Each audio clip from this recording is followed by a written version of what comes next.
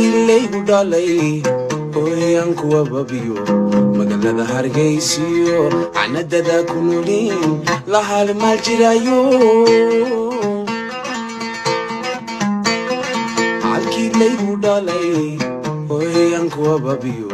magaalada hargeysiyo canadada ku noolin la halmaal jirayo waxaan ka doonaa holifrooli baahiyo inta bardugaagu hamiyo walcaba hurdaweyga dhaartee kadiga jirtaan bay dhaxantooyga haysa meelaydeer hargeyso halkadiga jirtaan bay dhaxantooyga haysa meelaydeer hargeyso